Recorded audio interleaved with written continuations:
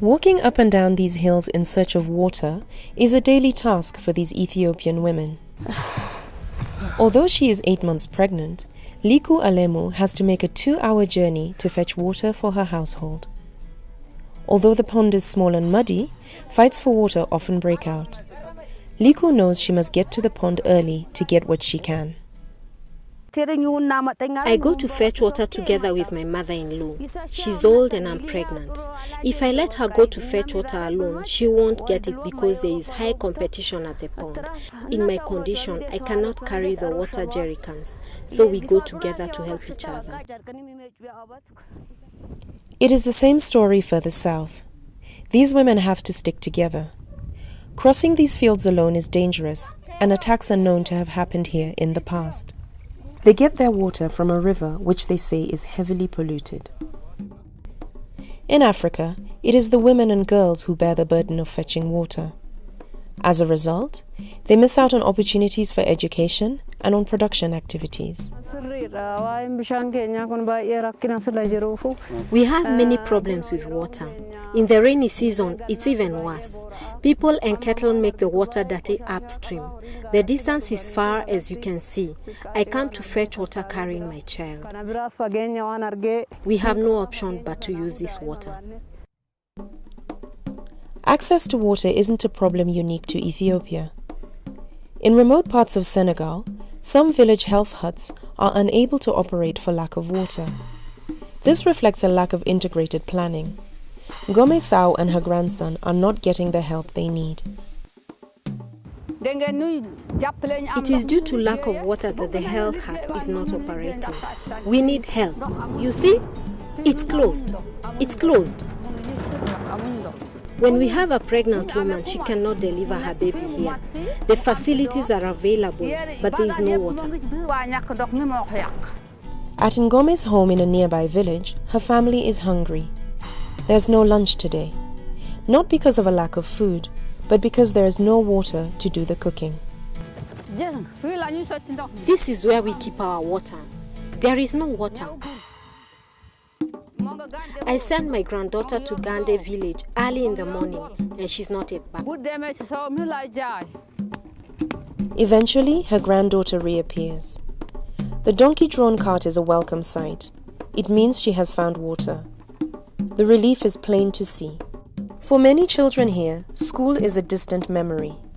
11-year-old Threndo had to drop out to help her family collect water. This is what she knows now. She has no time to imagine what life could have been like if she had been able to continue her education. In some parts of Africa, 2 girls out of 3 do not go to school. Instead, they go and fetch water. But for some Senegalese villages, help is at hand. Safe drinking water has come to their doorsteps.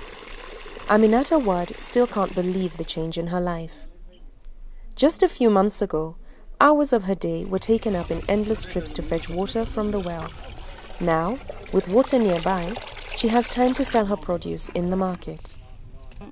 The availability of this water is very useful for us because we can use that water to wash our clothes, our dishes, cook and clean ourselves.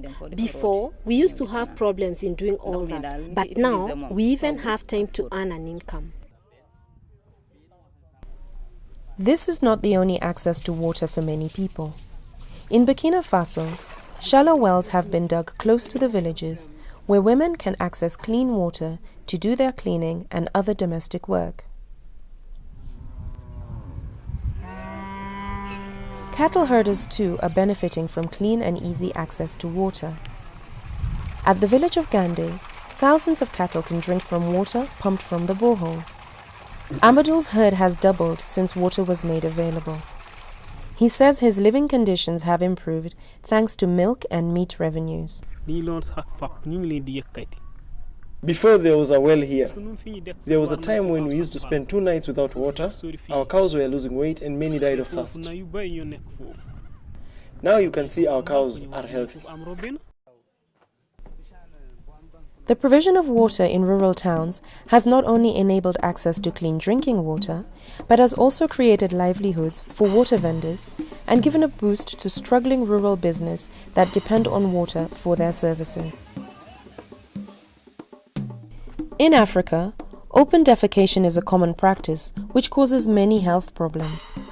For instance, at Anjos Orobi School in Madagascar, about 1,000 pupils share one toilet. The teacher's toilet was blown away during a cyclone and has not been repaired. This toilet is dirty because we don't have water.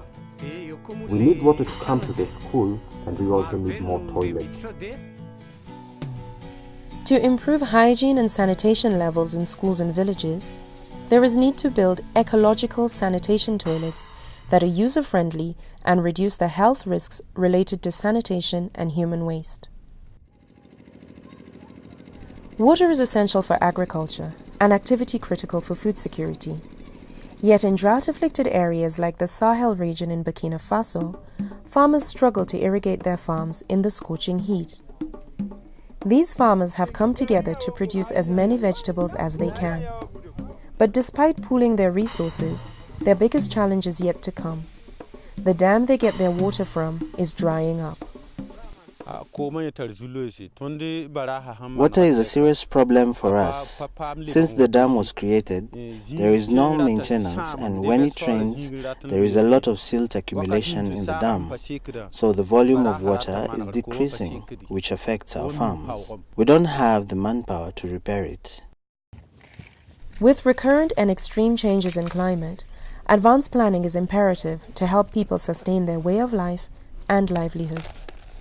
In Africa, there is need to realize that building water storage infrastructure is key to adapting to climate change and to availing the water needed for basic and essential human activities. In the village of Amboa Nonoka in Madagascar, water is readily available but is not safe for drinking. Instead, people have to walk for nearly an hour to fetch drinking water from a spring up a hill. Razaka Swavina farms over 100 acres of land growing rice, but he says the harvest this year will be smaller than in previous years. That is because the dam broke and has not been repaired. The dam levers over there don't work correctly. We have tried to repair the dam just to make the water come up.